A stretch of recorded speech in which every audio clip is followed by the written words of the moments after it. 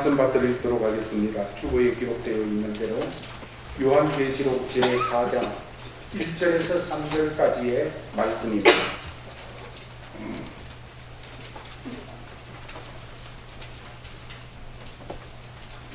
요한계시록 제4장 1절에서 3절까지입니다.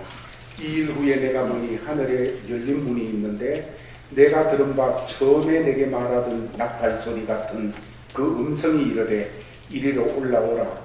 이후에 마땅히 일어날 일들을 내가 네게 보이리라 하시더라.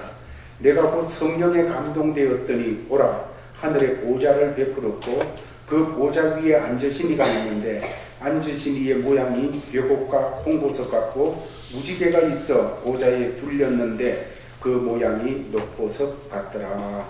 아멘. 땅을 살아갈 때 이 땅을 살지만은 하늘의 영광을 맛본 사람들은 이 땅의 아픔과 어둠을 이기면서 살아갈 수가 있습니다. 그러나 이 세상의 삶의 자원만 가지고 살아가는 사람들은 그 자원으로 이기지 못하는 문제들이 올 때 쓰러지고 넘어질 수밖에 없습니다. 그러나 하늘의 영광을 맛본 사람들, 하늘의 놀라움을 맛본 사람들은 이 땅의 문제가 어떤 문제이든지 간에 이기면서 살아나가는 사람이 될 수가 있습니다. 성도는 그런 사람들입니다. 구원받은 사람들은 그런 사람들입니다. 예수께 속한 사람들은 그런 사람들이 것입니다. 그래서 우리가 살아가면서 어떤 문제 앞에, 어떤 상황 앞에, 어떤 형편이 내게 주어졌더라도 내게 있어서 최우선 순위에 두어야 될 것은 예배입니다. 예배가 하나님의 영광을 보는 것이요, 하늘의 영광을 보는 것이요, 하늘의 놀라움을 맛보는 것이기 때문에 예배가 성도에는 살아야 되어집니다. 이 살아야 되어지는데 특별히 이 예배는 우리가 삶의 어려움과 위기를 만났을 때에 이 예배가 살아야 되어지는 것입니다. 우리는 요한계시록의 2장 3장 말씀을 통하여서 소아시아 지방에 있는 7교회에 대해서 말씀하시는 주의 말씀을 대하면서 오늘 이 시대를 향한 주의 말씀으로 우리는 받게 되었습니다. 그리고 성도들을 향한 주의 말씀으로 받으면서 우리가 어떻게 몸된 교회를 섬기면서 이 땅에서 주님 기뻐하시는 그런 교회로 나갈 수 있을까 하는 것에 대해서 또 깨닫게 되어졌습니다. 주께서는 2장 3장을 통하여 소아시아의 7교회들에 대해 그들의 형편과 처지, 그들의 영적인 상태에 대해서 때로는 칭찬하시고 때로는 책망하시고 때로는 권면하시면서 주님께서 그들에게 말씀을 주셨습니다.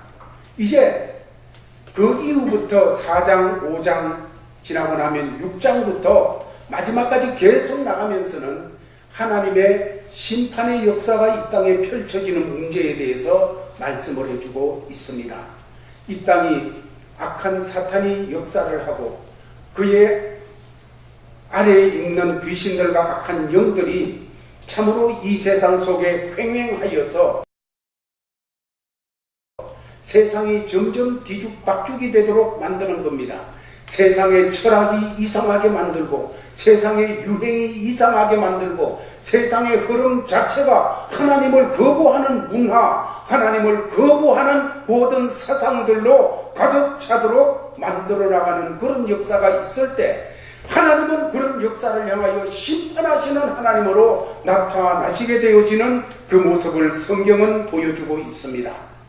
소아시아 7교회가 있던 당시에도 이제 점점 악한 영들이 역사를 하여서 로마 황제를 숭배하는 그 숭배가 더 극심하여지고 또한 다른 우상을 섬기는 그런 우상 숭배가 각 지역마다 더 창궐하게 되어져서 그것이 사람들의 문화가 되어지고 정신세계의 토양이 되어지고 그것이 그 사회를 이루는 삶의 흐름이 되어지는 그런 역사가 되어지는 때였습니다. 그런 것을 살아나갈 때 어떻게 그것을 이겨나갈 수 있을까?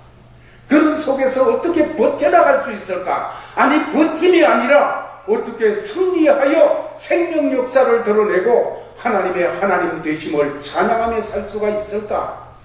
이것이 주께서 교회들을 향하여 주시는 하나님의 마음이었습니다.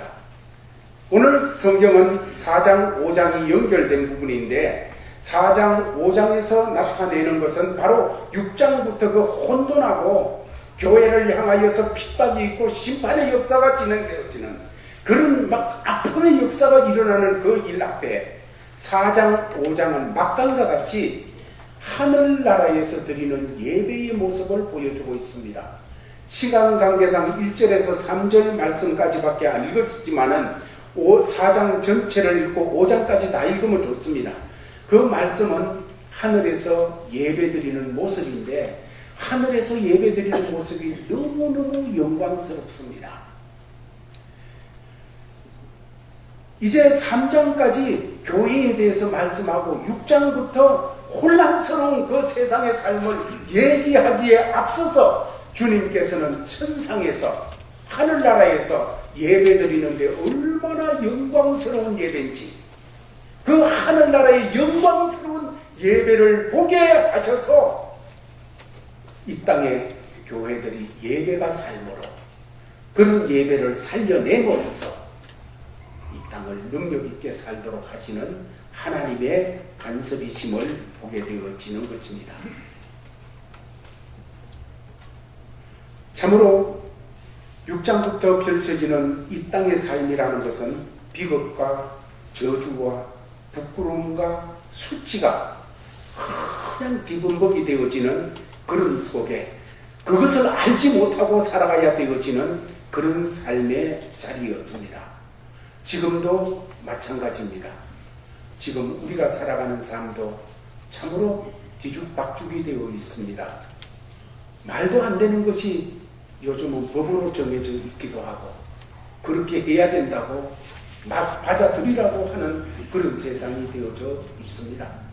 이런 세상을 살아가는 우리들 어떻게 하나님의 백성으로 하나님께 영광을 돌리며 승리하고 살아갈 수 있을까요? 아니, 우리의 삶의 자리에서도 우리는 늘상 찬송하고 감사하고 저절로 가만히 있어도 기쁘고 할 수 있는 형편만 주어지는 것은 아니지요. 자녀 문제에서 아파해야 될 때도 있고 부부간의 문제에서 아니면 인생의 진로를 놓고 아니면 이런저런 이웃과의 친구와의 관계들 속에서도 참으로 우리는 아파해야 되어지고 어둠이 몰려와서 내 힘으로는 도저히 어떻게 할 수 없어 주저앉고 싶은 그런 일들 앞에 놓여질 때가 참 많이 있습니다. 어떻게 우리는 그런 것을 이기며 나갈 수 있을까요? 성경은 말하고 있습니다. 예배가 살아 내 삶 가운데 예배가 살아서 그 예배를 통해 하늘의 영광을 맛보며 살아가는 예배의 찬송 속에서 하늘의 역사를 맛보고 기도 속에서 하늘의 역사를 맛보고 하나님의 말씀 속에서 하늘의 음성을 듣고 이런 역사가 있을 때에 우리는 당연히 승리하며 살아가는 하나님의 사람들이 될 수 있음을 말씀해 주고 있는 것입니다. 이제 본문으로 돌아가서 1절 2절 말씀을 먼저 같이 대하도록 하겠습니다. 1절 2절 말씀 같이 읽겠습니다. 시작.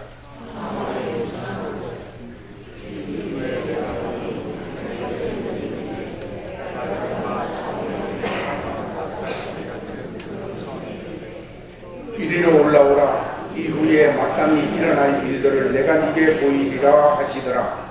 내가 곧 성령에 감동되었더니 됐습니다. 여기까지. 오늘 이 말씀에 보면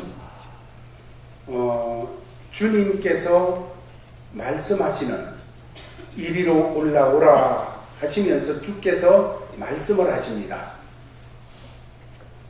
그런 말씀이 나오고 2절 초반부에는 성령님이 그 말씀을 듣는 요한에게 감동을 시키는 감동이 되어지는 이런 역사가 나타납니다. 이거를 통해서 하늘의 예배에서 나타난 특징은 첫 번째는 주의 말씀과 두 번째는 성령의 감동이 강하게 역사하는 그 모습을 우리는 잡을 수가 있습니다. 말씀과 동시에 성령께서 역사하시는 그런 역사. 그러므로 참된 예배가 되기 위해서는 항상 이 두 가지가 강해져야 되어집니다. 예수께서 주님으로서 우리에게 말씀하시는 그 음성과 또 하나는 성령의 감동으로 우리가 감동되어지는 역사. 찬송할 때 성령님이 예배 중에 감동하시고 기도 속에 감동하시고 말씀 듣고 성가대 찬양 속에 감동하시고 이런 모든 감동, 성령의 감동과 말을 주시는 역사, 그 속에서 주의 말씀을 붙잡는 이런 예배가 살아있는 예배, 하늘에서 보여진 그런 예배의 모습이었습니다. 이 예배는 영과 진리로 드리는 예배입니다. 요한복음 4장에 보면 예수님께서 이제 사마리아 성을 통과하시면서 수가성에서 한 여인을 만나지요. 우물가에서 여인을 만나게 되어지는데 주님께서는 그 여인을 보며 불쌍히 여기시고 구원하시기를 원하셨습니다. 구원을 받기 위해서는 자기가 구원이 필요한 사람이라는 것이 깨달아져야 되는데 이 여인은 지금까지 살아오면서 자기의 삶이 구원돼야 되는데도 그걸 깨닫지를 못하고 자기 방식으로 이걸로 대체하고 저걸로 대체하고 이렇게 해보고 저렇게 해보면서 자기 인생을 펼쳐나가기를 원했고 지금도 그렇게 발버둥을 치고 있는 여인이었습니다. 그래서 예수님께서는 이 여인에게 구원이 필요하다는 것을 깨우쳐 주시기 위해서 주께서 접근을 하시면서 그녀에게 치명적인 문제를 말씀하십니다. 이거는 그녀의 죄를 깨닫게 하시는 거였는데 내게도 물을 주십시오. 영원히 목마르지 않는 물을 주십시오. 그때 예수님 하시는 말씀이 가서 네 남편을 데려와라 말씀을 하십니다. 이것은 이 여인에게 가장 약점이요 아픈 부분이었습니다. 약점이요 아픈 부분을 예수께서 말씀으로 팍 찔러니까 얼마나 아프겠어요. 깜짝 놀랄 수밖에 없습니다. 그러나 사람은 자기 약점이 지적당하게 되고 노출되어지게 될 때 그거 참 싫습니다. 기뻐할 사람이 아무도 없지요. 그래서 자기의 약점이 폭로되고 자기의 어둠이 폭로되어지게 될 때에 사람들은 딴청을 부린다든지 안 그러면 다른 곳으로 시선을 돌리게 한다든지 아니면 정면으로 맞서서 왜 내 약점을 노출하느냐고 대들어 싸우게 되어지는 그런 일들을 가지게 되어지는데 이 여인은 예수님께서 네 남편 데려와라 하니까 나는 남편이 없습니다. 그렇게 대답을 합니다. 그래서 그 문제를 그냥 빨리 피해보려고 하는 거예요. 그때 예수님께서는 다 아시잖아요. 하나님이신 예수님은 다 알아요. 알면서 어떻게 말씀하시는가 하면 남편이 없다 하는 말이 네 말이 맞다. 네가 남편이 5이나 있었는데 전부 다 네 남편 아니고 지금 있는 남편도 네 남편 아니다. 하고 이야기를 하는 거예요. 얼마나 무한한 장면입니까? 그러나 이때야말로 자기의 죄가 지적되어지고 자기의 아픔이 죄 때문이라는 것이 지적되어질 때야말로 예수님을 인격적으로 만날 수 있는 기회입니다. 그때 주님 앞에 무릎을 꿇으면 그때 주님을 붙잡으면 주님을 인격적으로 만나는 역사가 일어나게 되어지는 것이죠. 그러나 대부분 이때 사람들은 주님을 만나려고 하는 것이 아니라 도망치려고 하고 아니면 대들어 싸워가지고 무시해버리려고 하고 자기를 죄된 자기를 지키려고만 하지 그 죄 문제를 해결하려고 하는 그런 자리로 나가지를 않게 되는 것을 우리는 보게 되어지는 것입니다. 이 여인도 그랬습니다. 그때 이 여인은 엉뚱하게 이런 얘기를 합니다. 우리 조상들은 이 사마리아 산에서 그 산은 그리심산을 말하는데 이곳에서 예배해야 된다고 하는데 당신들은 유대인들은 왜 꼭 예루살렘에서만 예배될 수 있다고 하며 예루살렘에서 예배드리라고 하는 겁니까? 하면서 엉뚱하게 예배 문제를 가지고 얘기합니다. 죄 문제를 지적당했으면 그 죄 문제 앞에 엎어져야 되어지는데, 주님을 붙잡아 인격적으로 만나는 역사가 있어야 되는데 그렇지를 않고 엉뚱한 주제를 돌리는 겁니다. 그래가지고 왜 예배를 예루살렘에 가서 드려야 되어집니까? 이때 주님께서 아주 중요한 말씀을 해주십니다. 저것이 중요한 것이 아니라 예배는 영과 진리로 드려야 되어진다 하고 말씀을 하는 것입니다. 예배의 형식이라든지 교회의 건물이라든지 이 비본질적인 것이 중요한 것이 아니라 참으로 예배가 예배로 하나님 앞에 온전하게 성립되어지고 예배를 통하여서 정말로 하늘의 영광을 맛보는 이런 역사가 있기 위해서는 영과 진리로 예배드려야 된다. 이 영이라는 것은 성령님 안에서 예배드려야 되어진다. 진리라는 것은 예수 그리스도, 참으로 예수님은 내가 곧 진리라고 말씀하셨습니다. 주의 말씀으로 드려져야 될 것을 말씀하는 거지요. 모든 것이 다 갖추어져도 성령과 진리라는 두 가지 요소가 없게 되어지면 진정한 예배가 드려질 수가 없는 거지요. 1절, 2절에서 그 부분에 대해서 이제 천상의 예배에 대해서 깨우쳐 주시면서 4장, 5장에서는 계속해서 그 예배를 받으신 내 생물과 24장로들을 통해서 하늘에서 드려지는 예배를 보여주시면서 그 예배를 받으시는 분이 4장에서는 성부 하나님, 5장에서는 성자 예수님을 보여주고 4장, 5장 전체에 걸쳐서 성령님이심을 보여주고 있습니다. 예배를 받으시는 분은 성삼위 하나님만이 예배를 받으시는 분임을 말씀하고 있는 겁니다. 이제 이 예배를 이 성삼위 하나님 앞에 온전하게 합당하게 영광스러운 예배로 드리기 위해서는 어떻게 해야 될까? 먼저 8절 말씀을 통해서 우리가 이렇게 깨우침을 받을 수 있습니다. 8절을 같이 읽겠습니다. 시작.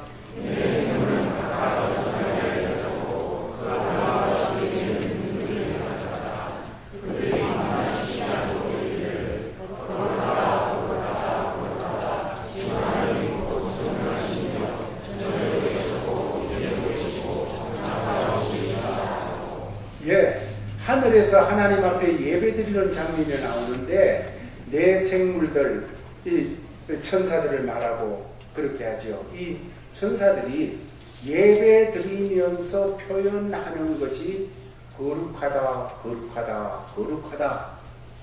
전에도 계셨고 이제도 계시고 장차 오시리라. 전능하신 이여 하면서 말씀을 하고 있습니다. 이것은 무언가 하면 우리가 참된 예배를 드리기 위해서는 하나님을 바로 알아야 됩니다. 하나님을 바로 알지 못하고는 하나님을 바로 예배하지 못하는 것입니다.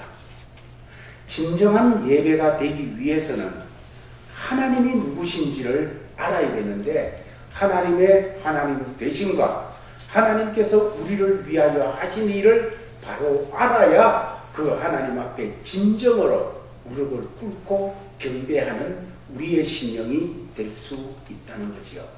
정말 하나님을 알지 못하는 사람은 하나님의 가치를 알지 못하며 하나님의 가치를 알지 못할 때 그 찬송 속에 하나님의 가치에 대한 표현이 없어요.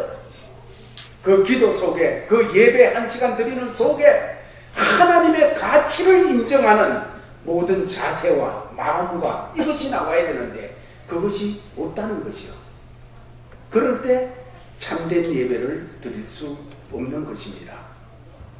그러면 본문에서 하늘에서 드리는 영광스러운 예배에 표현된 하나님은 어떤 하나님으로 하늘에서 표현하고 있습니까? 그들은 하나님을 이렇게 알면서 얘기하고 있는 것입니다. 24절에 내 생물들이 하나님을 예배하면서 찬양하는 장면을 보면 하나님의 거룩하심, 거룩하다, 거룩하다, 거룩하다.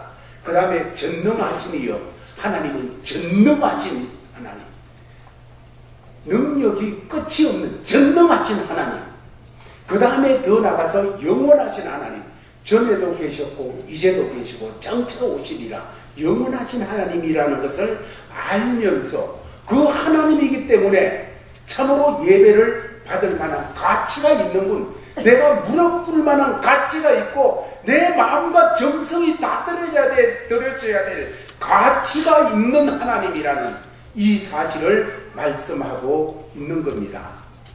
하나님의 거룩하시고 하나님의 전능하시고 하나님의 영원하신 것은 이 세상에 다른 어떤 것이 가진 것이 없습니다. 다른 어떤 영적인 존재도 가지지 않았습니다. 오직 하나님만이 전능하시고 영원하시고 거룩하신 하나님이시라는 것이지요. 하나님의 독특하심입니다. 우리가 그 하나님을 발견할 때, 이사야는 그런 하나님을 발견할 때 하나님 앞에 꼬꾸라지면서 화로당하여 망하게 되었도다. 그 하나님 앞에 상대적으로 나는 참으로 할 수 없는 자임을 깨닫고 하나님 앞에 엎드려지던 그 모습을 보여주고 있는 겁니다. 그렇습니다. 사람들이 왜 예배를 드리지 못합니까? 왜 예배하지 못합니까? 하나님을 모르기 때문입니다.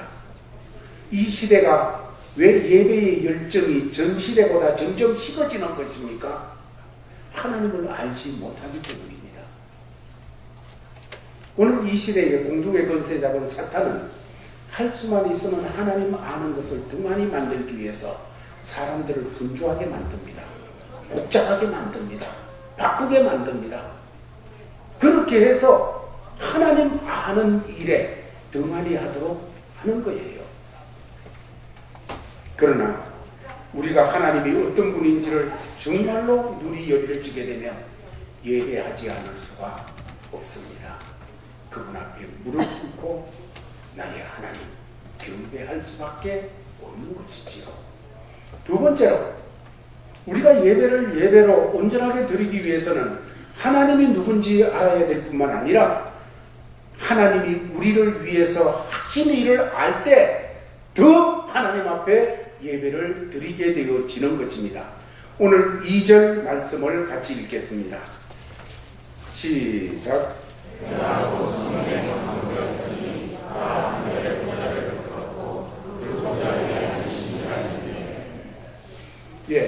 먼저 2절 말씀을 통하여서 하나님은 우리를 위해서 어떤 일을 하셨고 하시는 하나님인가 하는 것에 대해서 하나님이 앉으셨다. 어디에 앉으셨느냐? 보좌에 앉으셨다 하는 말씀을 통해서 나타내주고 있습니다. 보좌에 앉으셨다는 보좌는 통치하는 자리를 말씀하고 있습니다. 다스리시는 자리입니다. 하나님은 통치하시는 하나님이십니다. 모든 만물을 다스리시는 하나님이심을 말씀하고 있는 것입니다. 하나님은 해가 가는 길을 다스리고 계시고 달이 가는 길도 다스리고 계시고 하나님은 이 세상의 봄, 여름, 가을, 겨울을 다스리고 계시며 그 하나님은 내 심장이 벌떡이는 것도 다스리고 계신 하나님이십니다.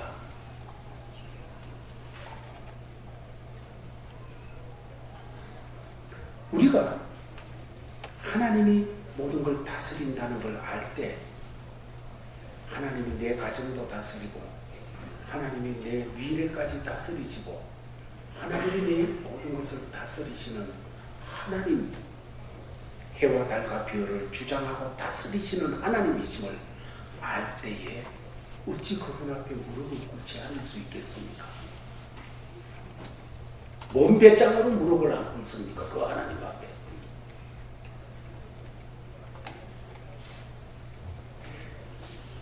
요한계시록 전체의 말씀의 핵심은 하나님이 심판하신다는 것입니다. 심판하시는 하나님에 대해서 말씀하여 주시는데 보좌에 앉으신 그 하나님은 심판하시는 하나님이십니다.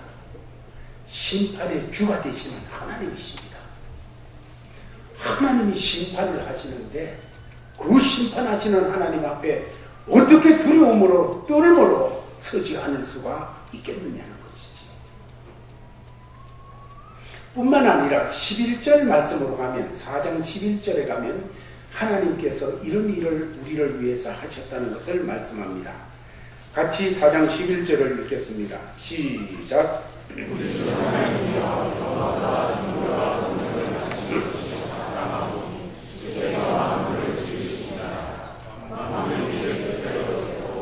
또 지으심을 받았나이다 하더라.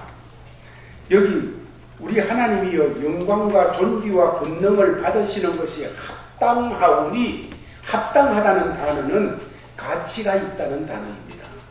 여기서 합당하다는 이 말은 하나님이 영광과 존귀와 찬양을 받으시기에 그럴 만한 가치가 있는 분이라는 거예요. 모든 사람에게 그럴 만한 가치를 가지신 분이 바로 하나님이라는 거죠. 그 하나님은 어떤 하나님? 모든 것을 지으신 창조주 하나님이라는 것입니다. 그 하나님이 바로 그런 가치를 가지신 하나님이기 때문에 하나님 앞에 예배를 드리게 되어지는 것입니다. 만물이 주님의 뜻대로 있고 또한 주님의 지으심을 받았습니다. 주인이신 주님께서 뜻을 가지고 지으셨고 뜻을 가지고 다스리고 계시는 하나님.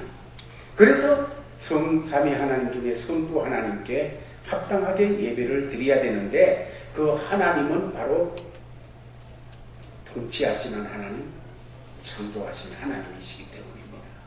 내 생명을 창조하셨고 나를 모태에서 조성하셔서 나되게 하셔 이 땅에 보내신 하나님이십니다. 그 하나님 앞에 근본이신 하나님 앞에 무릎을 꿇고 예배드림이 마땅하며 더 나아가서 성자 예수님에 대해서 말씀을 하고 계십니다. 성자 예수님은 우리를 위해서 무엇을 하신 하나님이십니까? 5장으로 넘어가서 보게 되면 5장 1절 2절에 성자 예수님이 우리를 위해서 이런 일을 하셨음을 말하고 있습니다. 같이 읽습니다. 시작. 내가 보매 다시요. 조금 지금 큰 기운 내면 오후에 나가면 그냥 고기도 삶아놨고 이것저것 반찬도 많이 해놨고 오겠습니다. 좀 배고프더라도 큰 소리로 단디 그렇게 한번 읽으시기를 바랍니다. 같이 읽겠습니다. 시작.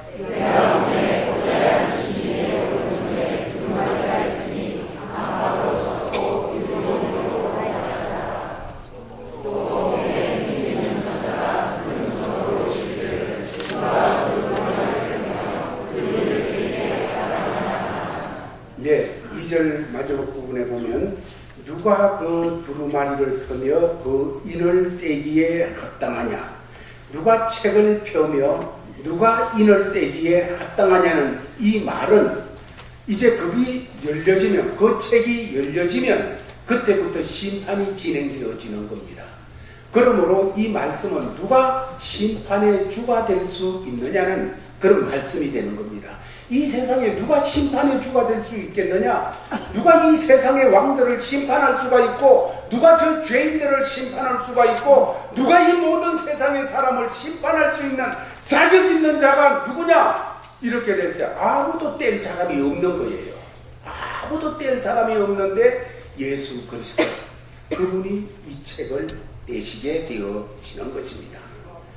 6장부터 시작되는 심판의 그 모든 것이 인봉을 떼면서부터 시작되는데 예수 그리스도께서 떼시면서부터 시작되는 것은 예수님이 심판의 주님이 되신다는 말씀이에요. 여러분, 예수님이 심판의 주님이 되신다는 사실은 믿지 않는 사람, 예수를 거부한 사람들에게는 정말 고약한 일이지만 예수를 구주로 영접한 우리에게는 그보다 복된 소식이 없습니다.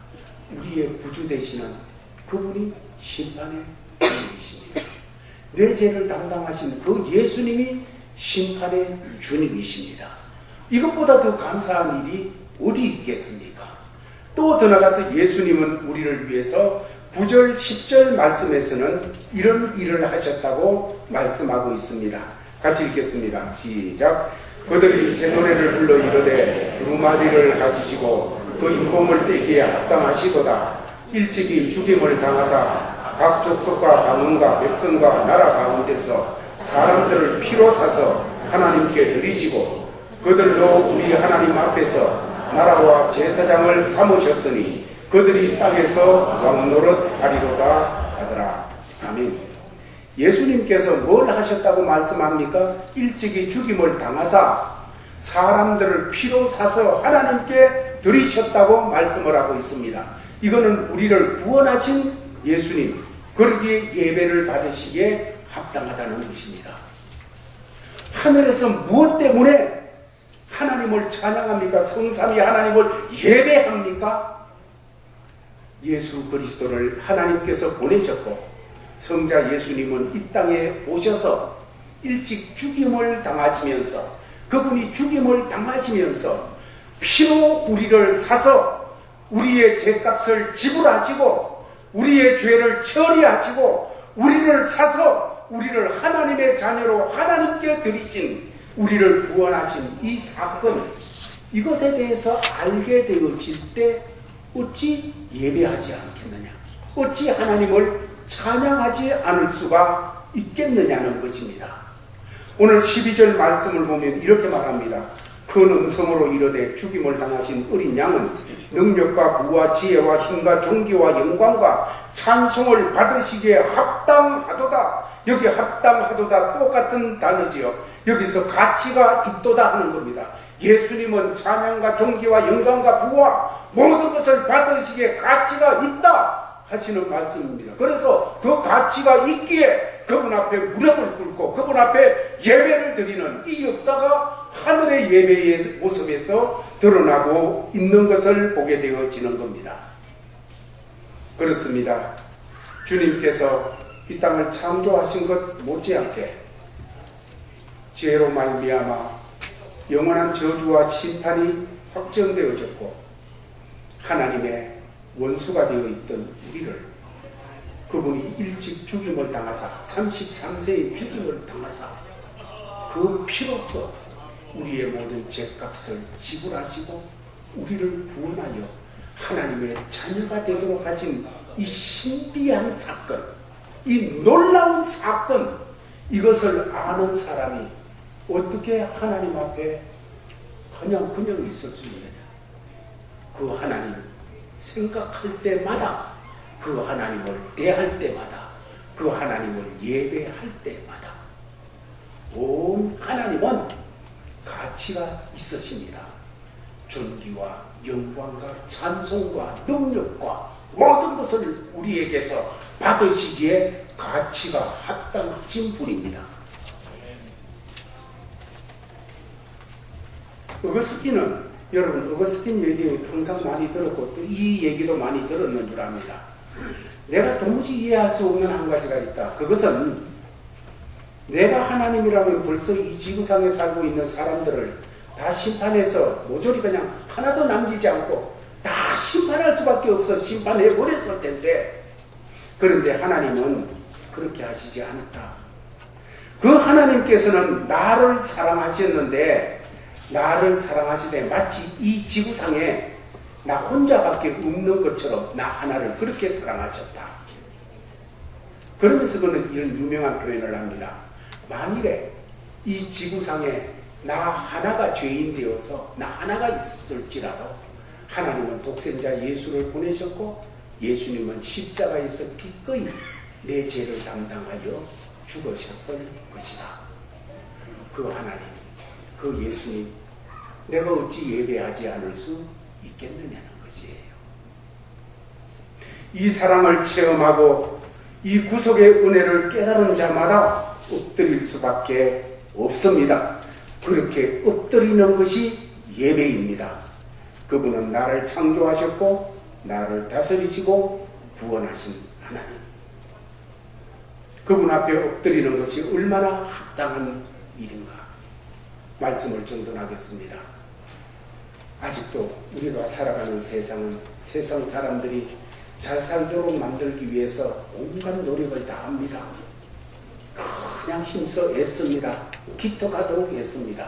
그러나 죄악은 더 관영하고 엉망진창 뒤죽박죽으로 되는 것은 더 심해져 가고 있습니다. 이런 세상 속에 하나님의 자녀로 어떻게 살아갈 수 있을까요? 우리 속에 하늘의 영광을 본 사람은 땅의 아픔과 어둠을 이겨나갈 수가 있게 되어지는 겁니다. 이 땅에서 하늘의 영광을 맛보고 체험하도록 한 것이 하나님 앞에 예배를 통했습니다. 찬송 속에서, 기도 속에서, 그리고 하나님의 말씀을 받은 속에서 우리는 이 땅의 것이 아닌 하늘의 것을 맛보게 되어져 있습니다. 바로 예배가 그런 것입니다. 이 예배가 살기를 바랍니다. 예배가 살아나야 내가 살고, 예배가 살아나야 내 후손들이 살고, 예배가 살아나야 우리 이 시대가 살아날 수가 있게 되어지는 겁니다. 사탄은 조금 전에도 얘기했지만 우리를 너무 바쁘게 만들어요. 예수 믿는 사람의 삶은 가급적이면 단순하도록 자꾸 만들어 가야 되는데 얼마나 복잡하고 그냥 바쁜지 몰라요. 그러다 보니까 바빠서 예배 드릴 수 없어요. 너무 복잡해서 예배 시간에 참석할 수 없어요.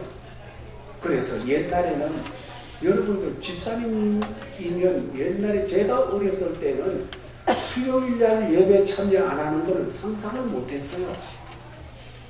집사님들이 수요일날 예배 참석 안 하는 거 상상 못했어요. 김성윤 사님 안 그렇습니까? 예? 주일날 저녁에 예배 드렸는데 저녁 예배 드리지 않는다는 거 이건 상상을 못했어요. 근데 요즘은 너무 바빠요. 너무 분주해요. 물론 거리가 먼 사람들도 있고 이런 저 피치 못할 사정이 있는 사람들 많이 있어요. 삶이 더 복잡해지다 보니까. 그러나 예배가 다시 세워져야 됩니다. 예배가 회복되어져야 돼요. 내 삶에 예배가 살아야 됩니다. 한번 힘쓰시기를 바랍니다. 새로운 계절, 가을에 이제 문턱에 있게 되어지는데 이 계절에 예배를 한번 힘써 보시기를 바랍니다. 내가 끄추었던 예배, 그 부분을 더 살리시기를 바랍니다. 이미 살아있는 예배는 더 생생해지도록 하고 이미 내 삶 속에서 꺼져버린 그 예배의 자리, 그 부분을 다시 세울 수 있는 이 계절이 되어지기를 바랍니다. 그래서 하늘의 영광을 맛본 하나님의 사람들로서 땅의 모든 어둠과 아픔을 이겨나가는 제 가족들 모두 되기를 예수의 이름으로 축원합니다. 하나님 아버지 감사합니다. 주신 말씀 받은 대로 믿음 가운데 살아가는 예배의 사람들 되게 하여 주시옵소서. 예수님 이름으로 기도하옵나이다. 아멘. 자리에서 아버지 하나님, 참으로 이 땅에 살아가면서도 함께 드리는 예배를 통하여서 하늘의 영광을 맛보고 하나님의 하나님 되심을 맛보면서 인정하면서 이 땅을 살아갈 수 있는 능력을 받게 하시고 지혜를 받게 하여 주시고 참으로 삶의 생명력을 받게 하시니 주님 감사합니다. 이 예배가 우리 삶 속에 더 강건해지도 살게 하여 주시옵소서. 그래서 우리의 삶의 자리가 아무리 어지럽고 어둡더라도 당황치 않게 하여 주시옵시고 주님과 함께 승리하며 사는 제 일가족들 모두 되도록 역사하여 주시옵소서. 이런 믿음과 자세를 가지고 주신 삶의 자리에 또한 다른 예배를 드리기 위해서 내려가는 사랑하는 모든 믿음의 권속들에게 주 예수 그리스도의 크신 은혜와 하나님 아버지의 사랑과 성령의 교통하심이 항상 함께 있을지어다.